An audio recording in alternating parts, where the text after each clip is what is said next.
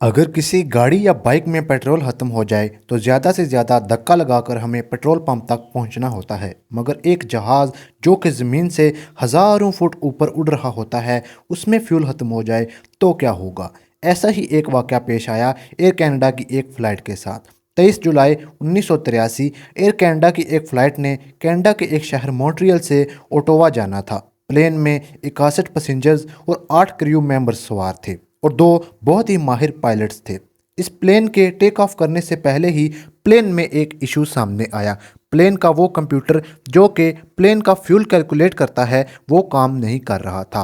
Airport के engineers ने खुद ही कैलकुलेट करके जहाज़ में फ्यूल डाला और फ्लाइट को उड़ने के लिए रेडी कर दिया और फ्लाइट सही सलामत उड़ गई और फिर सही सलामत ओटावा एयरपोर्ट लैंड भी कर गई। दरअसल फ्लाइट को कनाडा के शहर एडमंटन जाना था। ओटावा में सिर्फ कुछ देर के लिए प्लेन को स्टे करना था। एडमंटन ओटावा से 250 किलोमीटर दूर था। ओटावा के एयरपोर्ट पर भी जब प्लेन में फ्यूल डाला गया तो इंजीनियर्स ने खुद ही अपने अंदाजे से कैलकुलेशंस करके जहाज़ को उड़ने के लिए रेडी कर दिया। यहाँ पर इंजीनियर्स से बहुत ही बड़ी गलती हुई, वो ये कि इंजीनियर्स ने अपने अंदाजे से प्लेन में 45,000 पाउंड्स फ्यूल डाला था, मगर असल में प्लेन में सिर्फ 20,000 पाउंड्स ही फ्यूल मौजूद था, यानी कि आधा।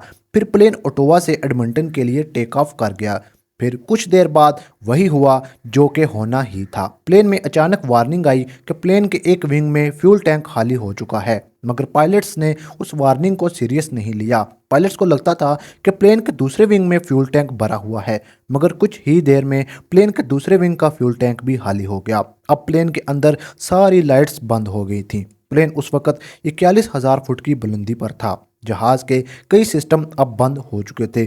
अब उन पायलट्स की महारत दिखाने का वक्त था। अब पायलट्स ने सोचा कि वो प्लेन को ग्लाइड करवाते हुए ज़मीन पर उतार लेंगे, मगर ऐसा करना कोई आसान नहीं था। पायलट्स ने सोचा कि प्लेन को एक करीबी एयरपोर्ट पर उतार लिया जाए, मगर कैलकुलेशंस के बाद पायलट्स ने देखा कि करीबी एयरपोर्ट तक पहुंचना नामुमकिन था। इसके बाद इनको एक करीब ही एयरफोर्स बेस का ख्याल आया, जो कि कैनेडियन एयरफोर्स के इस्तेमाल में थी, मगर अब कई अरसे से ये एयरबेस बिल्कुल खाली थी। मगर पायलट्स एक बहुत ही बड़े खतरे से अनजान थे। उस एयरफोर्स बेस पर आर्मी वगैरह तो नहीं थी, मगर अब उस बेस पर रेसिंग ट्रैक बना दिया गया था। ये एयरबेस जहाज़ से 19 किलोमीटर दूर थी। जहाज़ गिरता गिरता वहां पहुंच सकता था। अब जब जहाज़ एयरबेस के करीब पहुंचा तो पायलट्स ने उस एयरबेस पर लोगों का रश देखा। वहां एयरबेस पर मौजूद लोगों को भी जहाज़ का बहुत देर बाद पता चला, क्योंकि प्लेन के इंजन्स बंद थे, जिसकी वजह से प्लेन से कोई भी आवाज़ नहीं आ रही थी। अब उन तमाम लोगों ने जब प्लेन को अपनी तरफ आते हुए देखा तो उन्होंने भाग दौड़ करके